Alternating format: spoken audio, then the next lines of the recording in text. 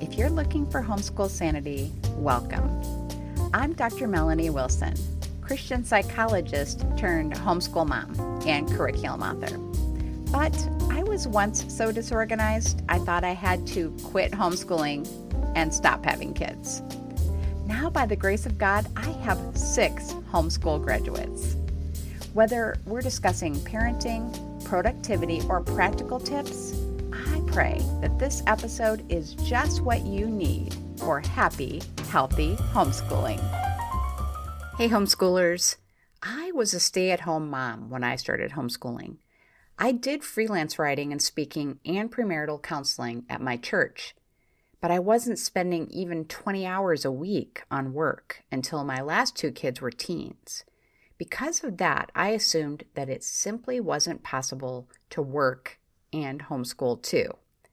My guest, Dr. Celia Zamora, changed my mind. Dr. Zamora has a Ph.D. in Applied Linguistics and was a teacher for 15 years before homeschooling her son. She is now a full-time director of a nonprofit who is also passionate about multilingual education and encouraging the Latino community to consider homeschooling. If you've wondered about working while homeschooling, prepare to be inspired by Celia. Celia, I am so excited to get to know you and to talk about our topic for the day, which is homeschooling and working at the same time.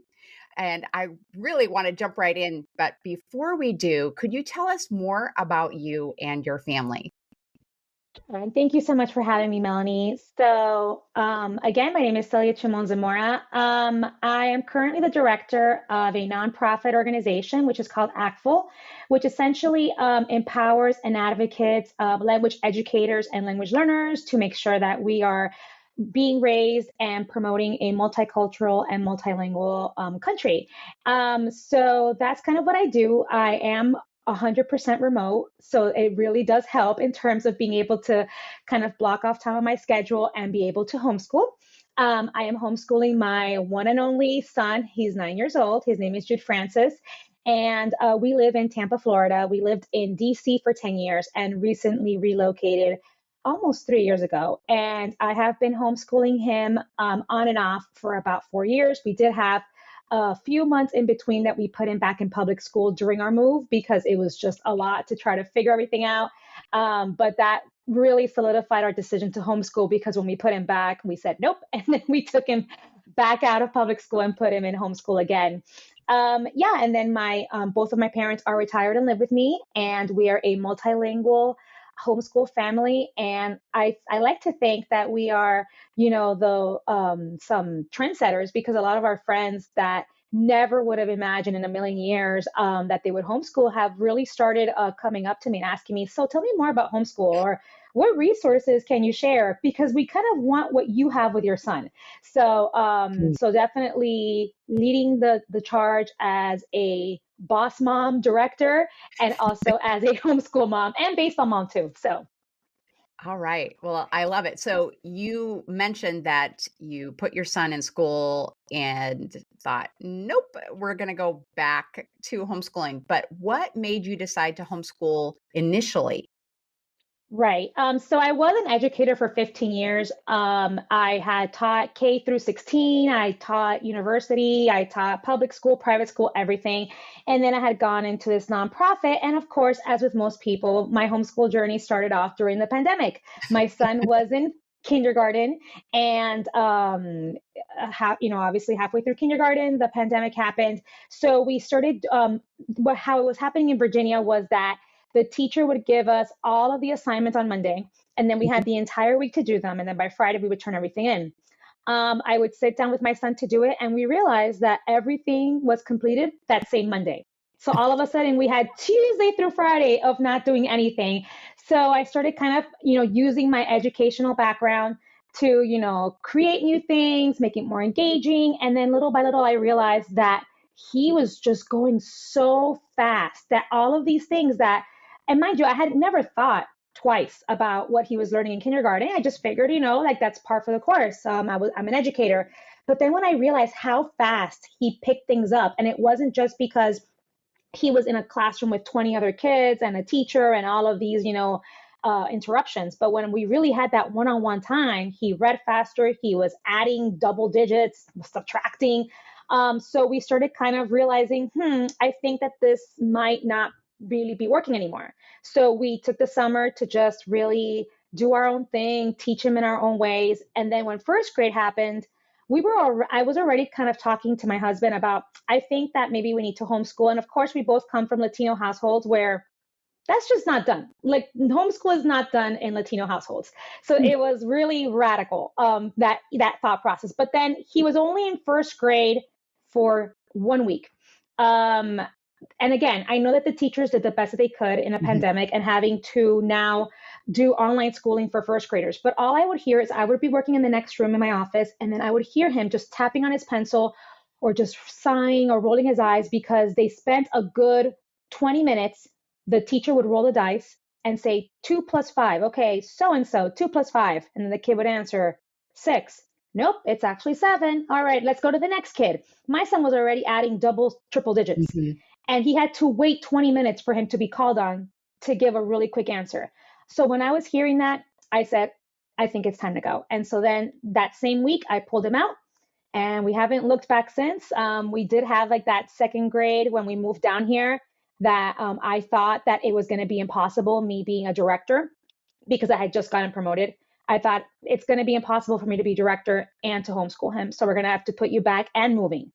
That year, he regressed in everything that we learned. I mean, he was regressing. He was starting to, there were a lot of issues. So at the end of that school year, we said, we're taking you back out.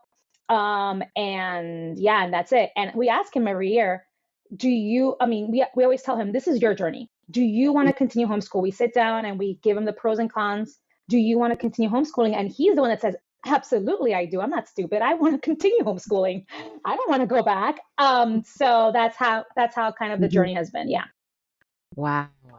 I wonder if parents, besides the pandemic, I just wonder if parents would have had the same type of reaction if they had the opportunity to just see inside the classroom, focused on their particular child and what was going on with their child, if they would have come to the same conclusion that you did. And I imagine that many would have.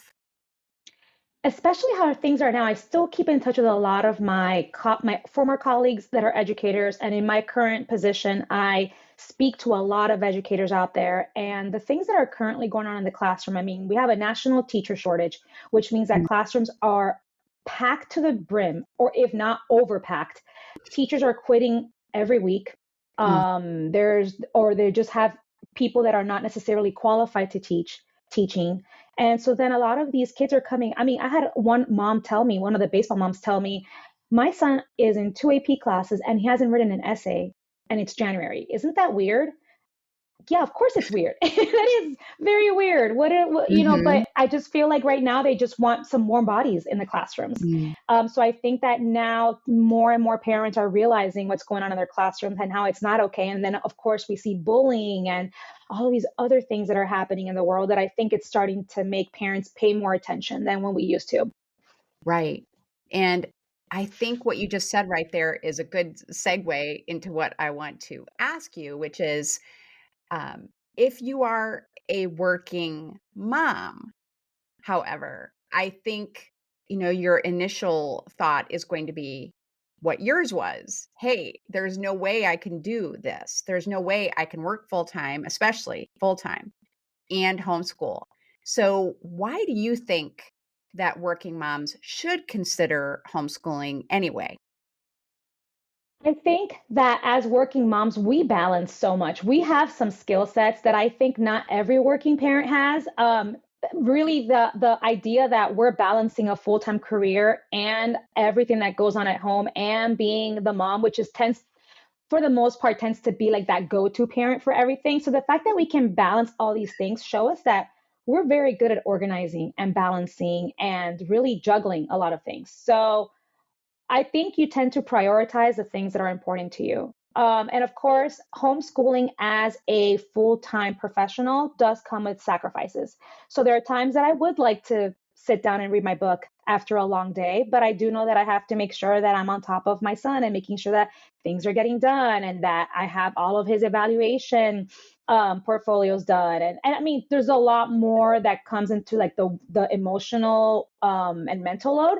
But I think that you prioritize what you want to prioritize. And as a working mom, what I see, I oversee a department of 9. And my husband is a director of engineering, and he oversees a big department as well. And what we see that are coming out of these public schools, people that don't know how to write an email, people that don't know how to organize their time, they don't know how to prioritize, they don't know how to make a task list, they don't know how to cook a meal or fold their laundry or be able to enact critical thinking. Everything is a lot of hand holding. And in fact, my husband and I were talking about the other day that his one of his managers said, I want you to micromanage me. I want you to tell me what to do. And he said, absolutely not. I'm not paying you to like for me to sit there and tell you what to do. But I feel like more and more school systems are just kind of spoon feeding and just kind of taking away that critical thinking aspect, that problem solving aspect, that resourcefulness that we all used to have growing up. Mm. Um, so I think that as working moms, we can see what's currently missing and what's lacking in our workforce, and we can start teaching our children to do that at a much earlier age to make them so much more professional and to make them better advocates and to make them honestly better human beings. I know a lot of moms tend to think, well, how am I going to prepare him for college? Like, well, what is public school really doing to prepare your kid for college besides just regurgitating information and memorizing? My 9-year-old can write better emails than most adults can because I have him write me emails back and forth, especially when I travel, to update me on what he's doing for homeschooling. I take a lot of the things that I do with my managers and with my staff, and I do it to him in terms of his schooling. I give him a lot more autonomy and independence. So regardless of what career you're in, I think that you can develop a lot of those really great adulting tasks with your children that you're homeschooling. Of course, timing is going to be an issue, but I think that as working moms, we're already really good at balancing and at time management and prioritizing. So it might just take a little bit rearranging, but I think it's absolutely doable. Wow. I mean, that was impressive. That was just, I mean, really, your passion for it, and it was so logical. And I'm going to be honest with you and tell you what I think is a real impediment for a lot of moms who are working, considering homeschooling, and talking to moms like me who have never worked full time. Now, I did some writing and speaking when my kids were young, but it was very, PRN, like just as I was able to. I had a husband who worked from home who could help me do Sure. so many things. And I honestly just take a look at myself and my own issues, my own challenges, my own family. And I just think, well, there's just no way that I could do it. So other people wouldn't be able to do it either. And, I think that's unfortunate. And so I hope that you speaking on this podcast will help those of us who are like me, who think, oh, there's no way that I could work full time and homeschool my kids, to stop and think, people are gifted with different strengths, right? Hmm. And so you're describing working moms as having a set of organizational skills, maybe being able to um, give out assignments. Delegate was the word I was looking for. They're Yeah. masters at delegation, which I honestly have to say I'm probably not as good at that. Mhm. Um, and so I just love that you are saying, hey, let's let these moms take a look at their strengths and their particular situation to see if it is workable. And you are a great example of how it is a possibility for some moms. So thank you for doing that. Well, But I thank hope you. you are welcome. I hope now, I mean, you alluded just really briefly to a potential issue of working moms also homeschooling, but I hope that you will now give us a little bit more of the real talk about the challenges that are likely to occur for moms who do this. Sure. And one of the things that I love that you said was delegating, which I can't believe that word did not come out of my mouth because it absolutely does. One of the before I get into that to answer your question, for sure, a lot of moms say, well, I think the number one excuse that I hear is, I can't teach my son physics. I'm not good at algebra Mhm. 2. You outsource it, just like you do at any job. No one person does every single thing at a job. And in fact, in Marriott International, Mr. Marriott always says that the reason that he was so successful as basically the owner and the president of Marriott is because he surrounded himself with people that knew more than him and outsourced and delegated. So where now we have things like OutSchool, we have co-ops, we have so many ways to supplement the things that we don't know how to do. But in terms of the real talk, yes, it is very difficult to homeschool and be a professional. For example, right now I had to lock my door and put a chair under it because my son knows that when that door is closed, it means that I'm in a meeting. And he knows that if it's locked, it means that I'm in an important meeting. But that hasn't stopped him from sometimes, one, I am with an important client having a Zoom call, that he will put his little nail and then unlock it and then come in and say, oh my gosh, I got 3 stars in my Beast Academy test. Aren't you so proud? Or asking me, Mom, why is it that airbags are no longer made with air and why are they still called airbags? So that's definitely, having boundaries is rough. And I think another part is I am not a patient person at all. I like to say that my son has taught me patience as well as my husband has taught me a lot of patience, but still, patience is not one of my top, qualities.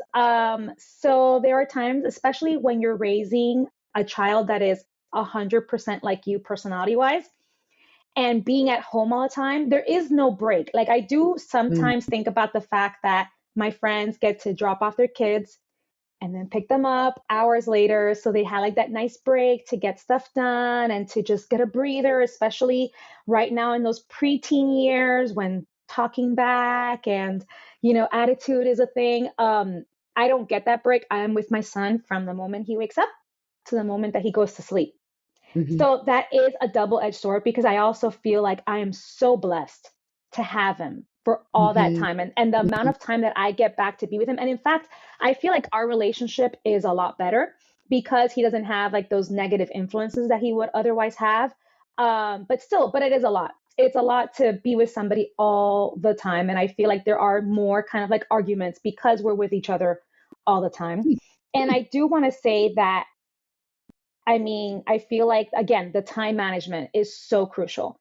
If you are not a person that is good at organizing or meal planning or just having like a really good kind of sense of organizing period or scheduling, then this would be an absolute nightmare. And I've always told my husband because I have this thing called the Remarkable that's kind of like a paper tablet where I have 900 agendas in there, and I have meal planning, and I have a calendar on our wall that has everything. And I told him I've gotten this to the point that it's a very well-oiled machine. But if Mhm. at any point I let it go for one day, everything's going to come crashing down because we have so much time organization and meal planning and this and this and that that it's crucial for this. If Mhm. I wasn't really organized and if I wasn't really good at being able to prioritize and task plan, then this would not work. So I feel like having that constant back of the head of you have a lot of stuff to do is definitely a drawback as well. Mhm. Oh, yeah, for sure. Well, you also just, mentioned something that I wanted to ask you more about, like you said, meal planning. So, let's say we have convinced someone to at least consider homeschooling, and she wants to give it a try, and she is a working mom. Before she goes for it and is all in, what would you recommend that she do ahead of time? And what I'm really talking about is you said meal planning. Well, I'm all about that. I think that is so, so important. are there some things that she can do before she even starts into the teaching process that will set her up for success? Absolutely. And Melanie, you're speaking my love language in terms of pre-planning. So I have pre-planning, planning, and post-planning. Um, First of all, for sure, finding what you can outsource. I think we had just talked about the delegating and outsourcing. Finding who is in your tribe, who is in your community that can help you out, whether it's the grandparents, the cousins, the aunts and uncles that can maybe one day take your child or your children to violin practice, or that can maybe take them to the co-op so that you can get some stuff done in the class. Like, see who your group is, who you can rely on. And it might not necessarily be time, but it could also just be even having them come in and maybe helping your children do like an activity while you get something done. So just finding who your group is and who you can count on and what that availability looks like. Apart from that, finding more things you can outsource. For example, for me, Instacart has been such a lifesaver. And I know that sometimes those delivery fees and those tips are rough, but Mhm. I sometimes do it where I just do my entire groceries online and then I put that I'll pick it up.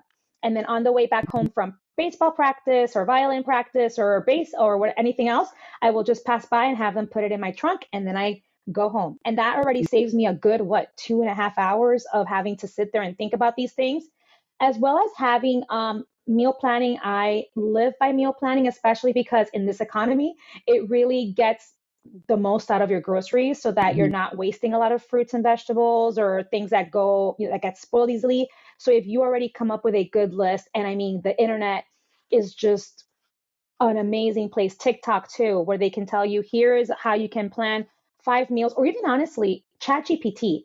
If you tell ChatGPT or AI, the my kids are picky, so these are the things that they won't eat. These are the meals that they like. We are a family of five. I have this much budget. Can you please give me lunches and dinners that are very, very, healthy, nutritious, that follow these guidelines within this budget? It'll give you all the meal plans plus the recipes plus a grocery list. I mean, leverage, and that's part of outsourcing too.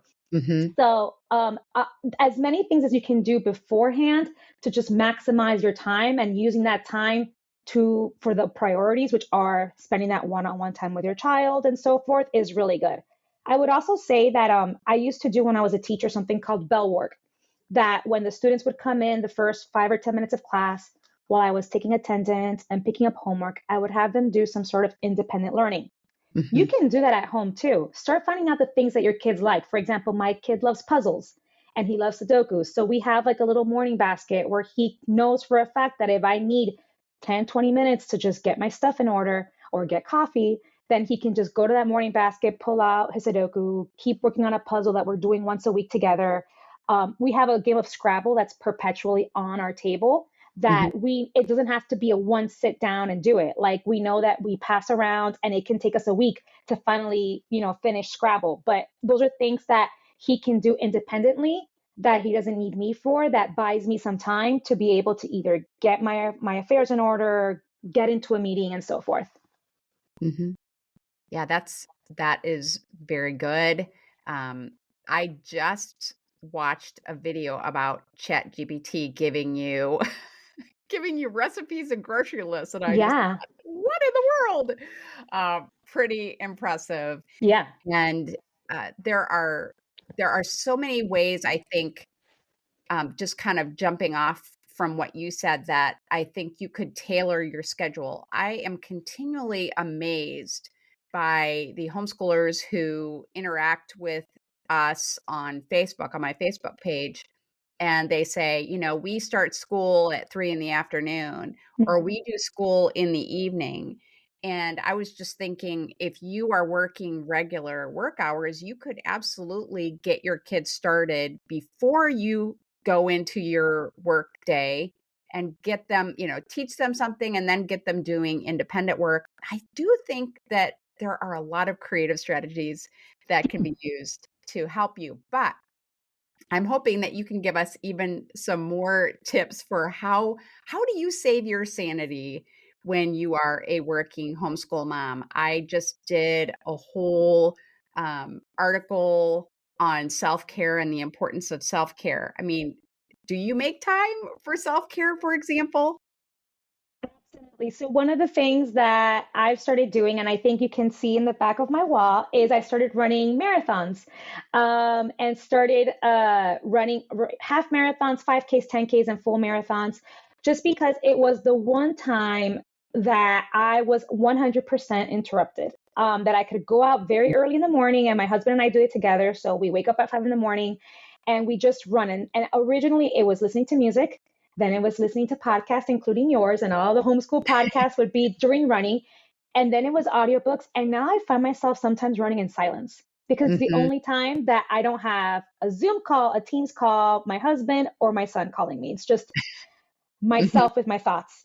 I Hmm. have made it a point this year to at least give myself half an hour of reading a day. And I like Hmm. that I have it a little habit tracker that I actually check it off because it's very easy. And mind you, the books that I've been reading, for example, the one that I have right next to my desk right now is a homeschool book, A Successful Education. But I also like the fact that instead of being on TikTok or instead of doing something else like being on my phone, I'm forcing myself to spend half an hour reading on something that fills my heart, fills my mind. And I think that one of the best books that I read were the Four Agreements, and that is where I think that the biggest thing that keeps my sanity is the question that I always ask myself is what I'm doing control or is what I'm doing care?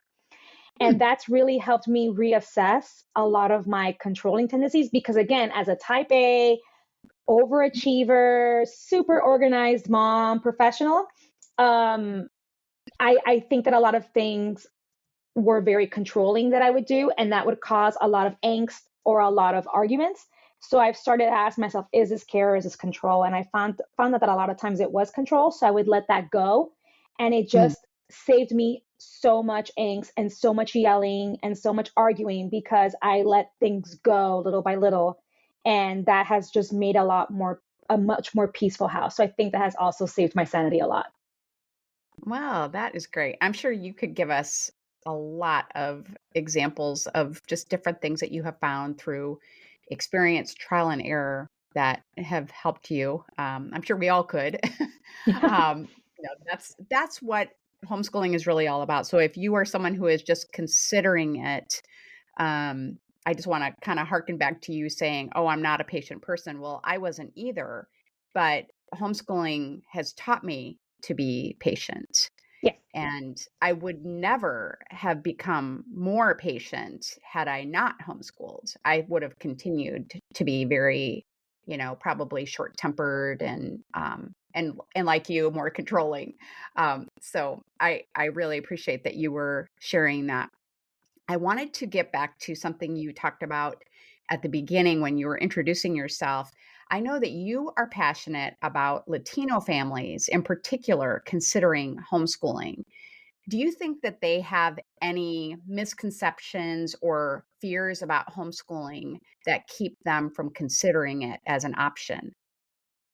Absolutely. So first we have one of the main things is the language barrier, especially for immigrant families like myself. I'm a first generation immigrant from Venezuela.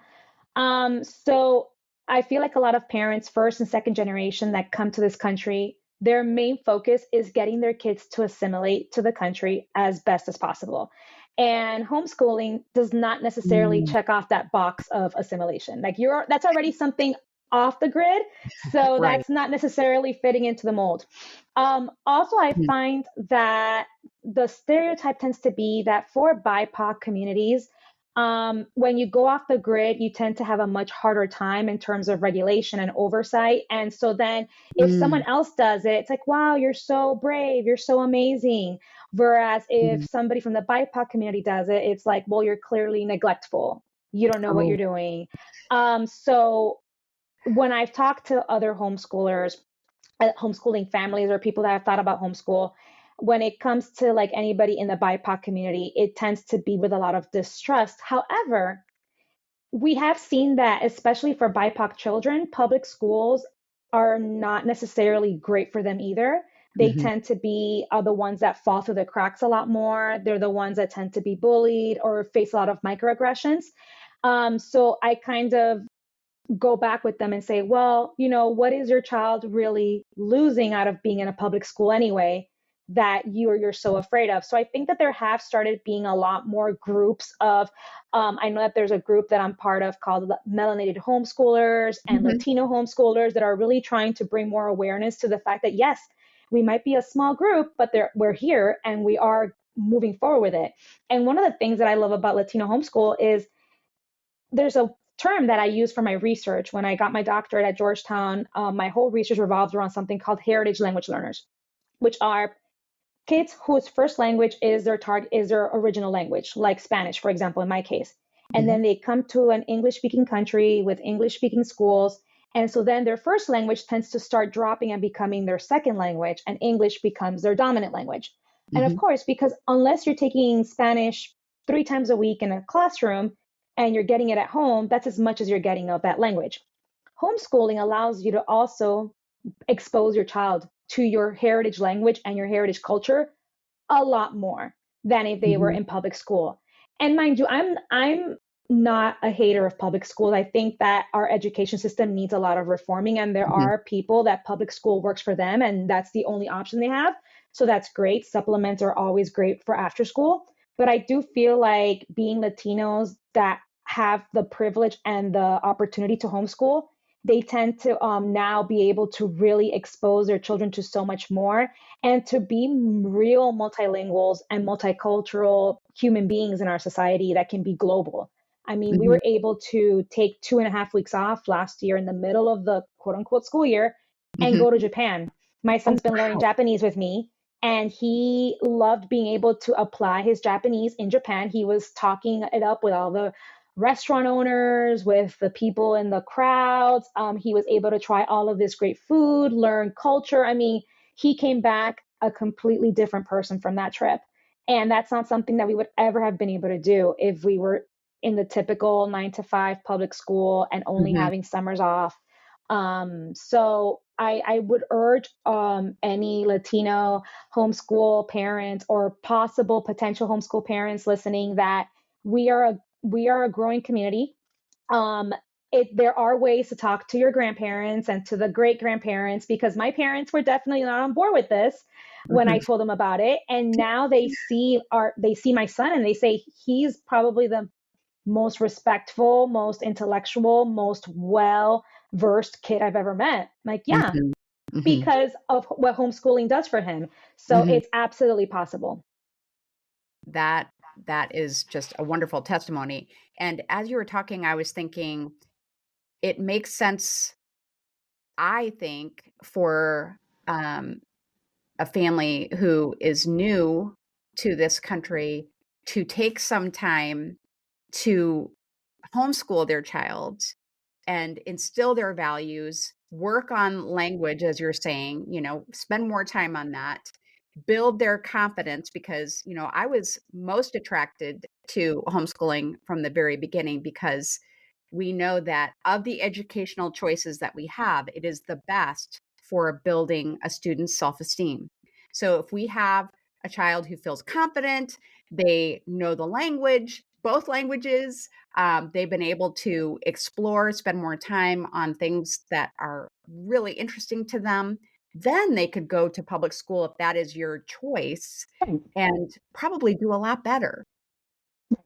Exactly, because like at that point they know who they are. They're not really trying to give up everything, and even at times even change their names or hide Mm, their accents mm, in order to be able to fit in more. They have much more empowerment about who they are, their language, their identity, and then be able to go to school if that's what they choose, and be successful there. Like you said, I think that that's a major misstep that sometimes we miss, that we're working so hard to get them to assimilate that we lose ourselves and our identity in the process. mhm. And, I think that it would also apply. I know there are families who just say, okay, public school disaster. My child's getting bullied. My child has a learning disability that isn't being addressed. It's just Right. not working.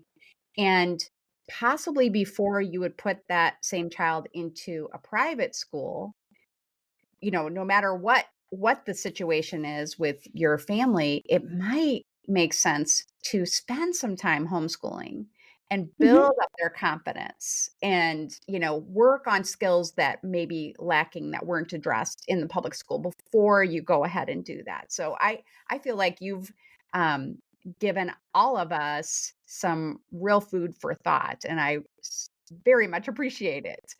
So, um, I want to know if someone is listening who wants to get in touch with you and they want to talk with you about whether that is they're a working mom and how can I make this work? Do you think I can make this work? um, or I am a Latina mom and I'm worried about my family's reaction to this. I don't know if it's the best thing. How can they reach you in the best way? And I will provide all of these links for you because I know that sometimes seeing the link is a lot easier, but they can get in contact with me through my LinkedIn profile and just send me a quick message or add me on LinkedIn. They can send me a message to my personal email, which I will include, but it's cchimon.zamora@gmail. And my organization, again, is called Actful, actfl.org. And you could easily find me there. And in fact, we are one of the main focus points for this year for my organization is to work on providing a platform for homeschoolers, for homeschool parents who are interested in either cultivating an environment for multilingual homeschoolers or that they are already multilinguals and how to be able to continue that. So we're Mhm. trying to come up with resources on how to best educate, how to teach a language, how to acquire a language, even when you yourself don't speak that language, or how to be able to access resources that you can outsource language learning. So they can obviously go to that website and find me there and send me an email there, or I will provide those other resources as well. Wonderful. And I will add all of that information and the links to the show notes for this episode. Well, Celia, this was really a pleasure for me. Thank you so much for reaching out to me and letting me know that you have this passion and this information to share with our listeners. And I know that people have really enjoyed getting to know you. And thank you so much for having me. And I am so excited to continue listening to all of your episodes too. So, because we always keep learning. So, That's right. That's right. We do. All right. Well, thanks again. thank you. To find the resources that Celia recommends, visit the show notes page at homeschoolsanity.com/work and homeschool. Have a happy homeschool week. Thanks so much for listening to the podcast. I hope something you heard was encouraging. If you have a personal question to follow up, don't hesitate to message me. I'm at Homeschool Sanity on social media. Be sure to check my free resource page at homeschoolsanity.com/resource and find Sanity Saving Curriculum at funtolearnbooks.com. This has been a production of the Ultimate Homeschool Radio Network.